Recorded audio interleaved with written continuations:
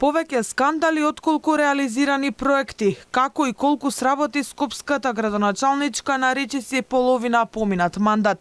Крах на јавниот превоз, неретко раскопани улици, стави па разреши директори, крвав масакар во скопската зоолошка, за на крај скопјани да останат затрупани во ѓубре. Дека мандатот на директорите на скопските јавни предпријатија им трае кратко, докаже промената на најмалку 15 на позиции.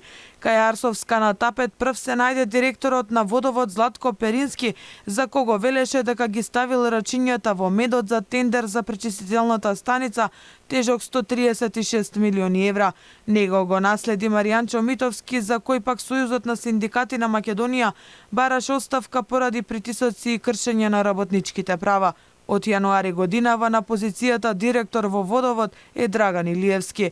Промена имаше и во комунална хигиена, поради тоа што на протестите за францускиот предлог братот на Зуди Ензухи со пиштол пукаше кон демонстрантите, а тој експресно беше разрешен. На негово место дојде Косана Мазнева, која пак отпушти 33 вработени, зашто со години неоделена работа земале плата. Викендов Мазнева заедно со Арсовска повторно беа во фокусот, бидејќи контењерите во главниот град останаа преполнети со смет.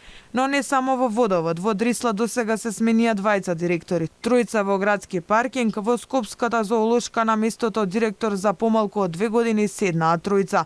Од поставените директори на Арсовска Реджепи од паркови и Зеленило одби да даде изјава за медиумите на македонски јазик. И во ЈСП се сменија тројца директори. Скопје го снајде и сообраќаен колапс, откако приватните превозници Слобода превоз и Мак Експрес поради неисплатени долгови од ЈСП ги стави автобусите на паркинг. Неретки беа протестите и блокадите и на вработените под капата на град Скопје. Не може да се заборави скандалозното менување директори во МКЦ, каде за последниот се крена најмногу прашина заради неговото образование, кое според јавноста не соодветствува со директорската позиција во ваква културна установа. Граѓаните бурно реагирај на затворените улици кога Арсовска се пофали со нивелирање шахти и неколку реконструирани улички низ општините, пошто со месеци јавност очекува некој реализиран проект.